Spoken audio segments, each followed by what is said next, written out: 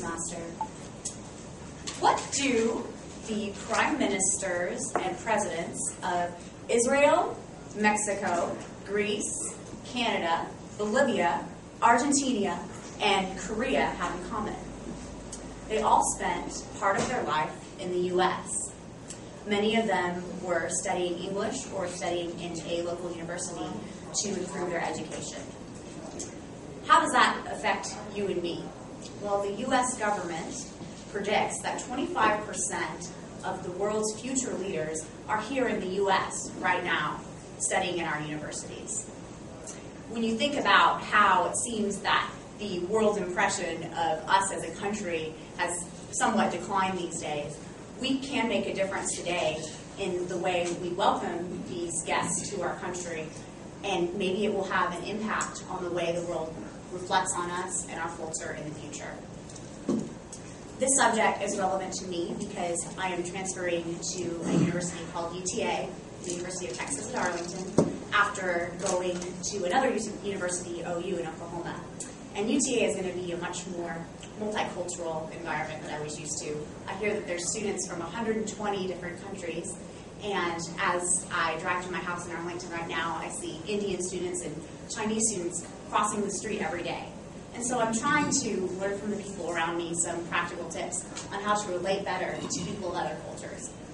And I think this information will be helpful to you as well, whether you are meeting someone on an airplane, or whether you maybe go on a mission trip to another country, or whether you go on a vacation somewhere, or maybe even meet someone at the international convention.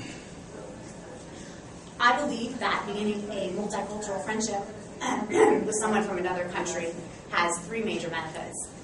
It can improve your personal conversation skills, it can help you become a lifelong learner, and it can also give you a global perspective.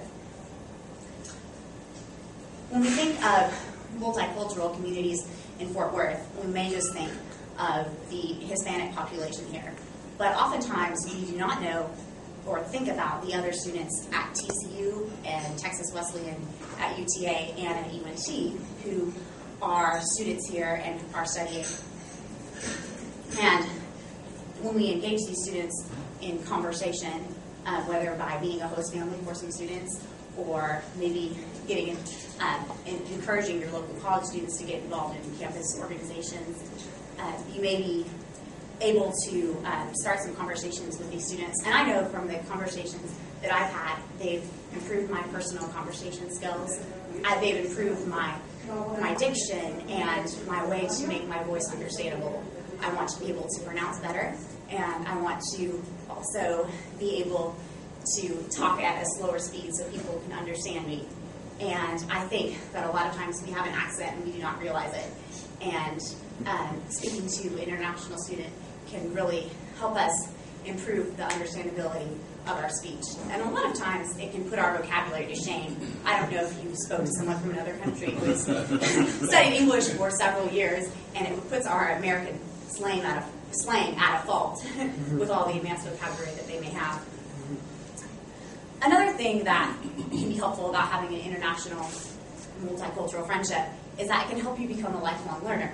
You might meet someone in different areas of your life from another country, and it's always helpful to maybe ask something about their country and have more of an understanding of their background, and maybe you want to learn a couple words of their language, and maybe if you meet someone else from that country, you may be able to use those words again. And I found from studying Chinese and a couple other languages that if I just write down a few words at a time and then use them in my next conversation, I can build up a little more of a friendship and a little more relatability with another person from that country that I may meet later on. Also, having a friendship with someone from another country can give you a more global perspective. A lot of times we get so consumed in our American culture and become very American-centered.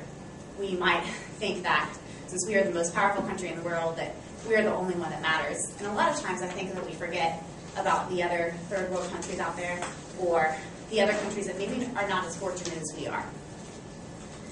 And we often have a lot of stereotypes about these other countries.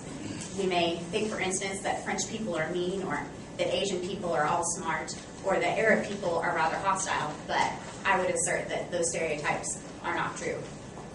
and students from other countries and other people that you may meet at business meetings or on an airplane or in another country also have stereotypes of us too. I was recently visiting with a Japanese friend of mine named Mina, and she said that her stereotype before coming to America was that all Americans were fat and their diet consisted of bread and hamburgers. And I think that since she's come here, that some of those stereotypes have been broken down. And also, becoming a friend with an international student can give them a better perspective of our culture.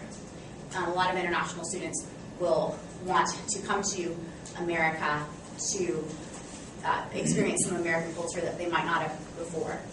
And I know when I've related to a lot of students, they wanted to visit some church services with me, and they wanted to go to different sporting events, and that's been really fun. And there are also some practical ways that we can relate to people of other cultures in our community. And those are maybe volunteering for some ESL classes around here, or being a host family for some international students that come into local high schools or local colleges. Or you could volunteer at some organizations who help some refugees who come into the country. For example, there's an organization called World Relief that helps out people in Fort Worth who are refugees. One of the best experiences that my family gave me that gave me a global perspective when I was growing up was to help out a Bosnian refugee family. And even though we did not agree on a lot of things politically or maybe a lot of things about religion, we were still able to help that family. And so that's a way that my family gave me a global perspective. And to conclude, wherever you might meet someone from another country, I hope that you will take the step to walk across the room and introduce yourself and know that maybe beginning a friendship could improve your personal conversation skills, help you become a better learner, and give you a global perspective. Thank you.